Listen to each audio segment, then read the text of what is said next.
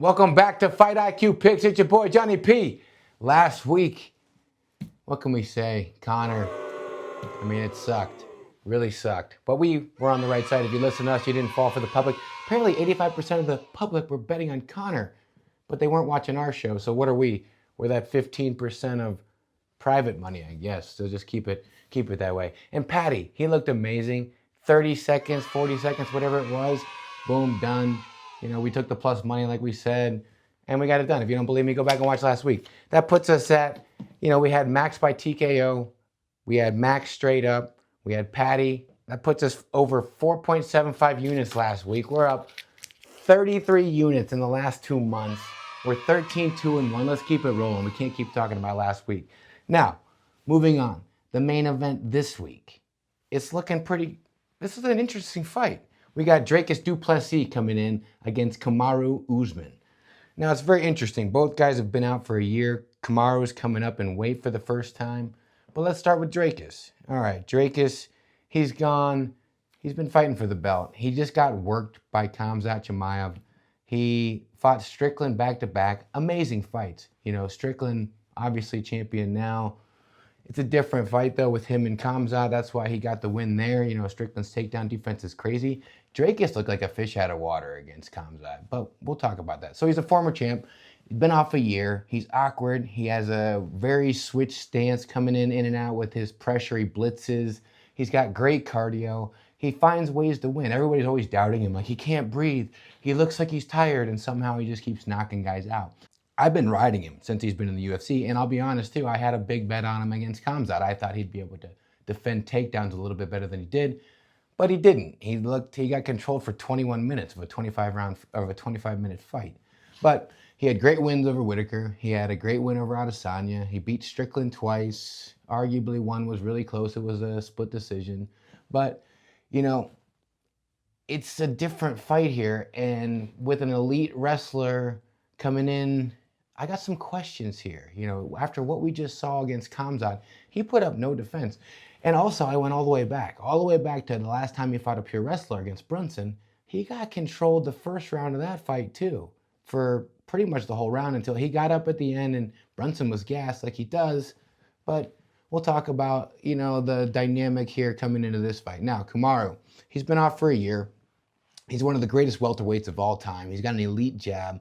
He's elite wrestling. He went on a championship run of all time. He's a future Hall of Famer. He's got championship experience across the board. 5-round fights, forget about it. He's got one of the best corners in the game in Trevor Whitman. His fight IQ is through the roof. We like that.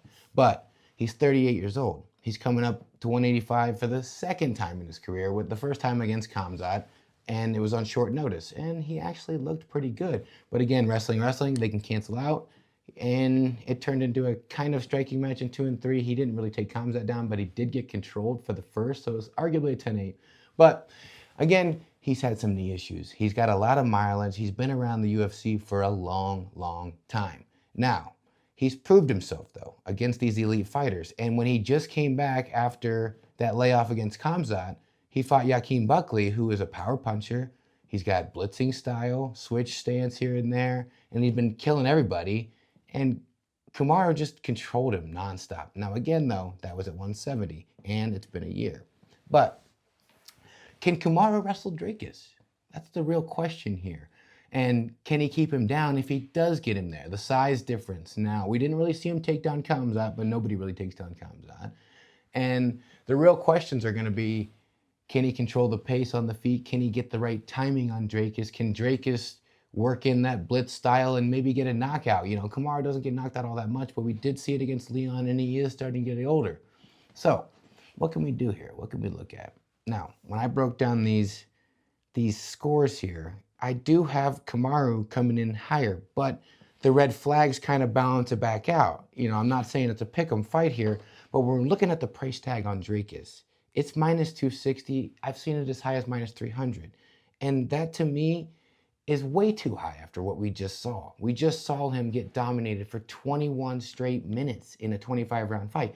He didn't put up any defense on these takedowns. It was 50-44 across the board because one round was scored at 10-8. Now that's very concerning. And we're going to come back against another pure wrestler.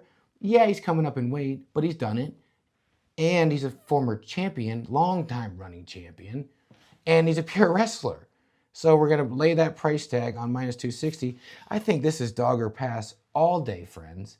And I'm actually willing to lay a unit on Kamaru. I'm not willing to go crazy, but I think a one unit play is worth plus 210, plus 220, plus 230, what we can find here, and it might swell toward the end of the week if we wait.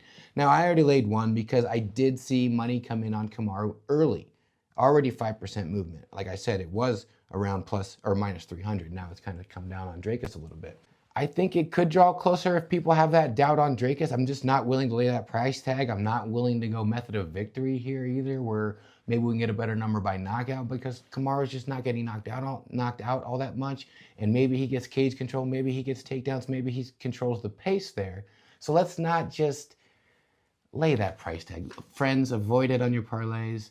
Dog or pass here. Don't put the dog on your parlays either. Just ride it. Trust me on this one. If you don't believe me, go watch our last shows. We've been crushing the books. We've been getting money. This is America. If you don't like money, you're a fucking douchebag. So let's keep getting money. All right? And that was, that might have been a little bit too much. But I love you guys. All 28 of you that have been watching. I love you all. All right. This is Johnny P.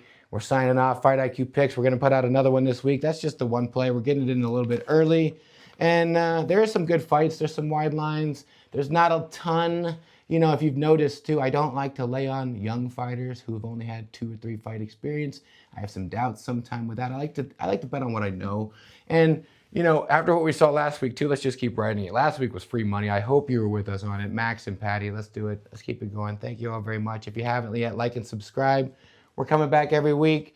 Let's keep it rolling. The books are scared of us. Keep it private. We're the private money. Thank you all.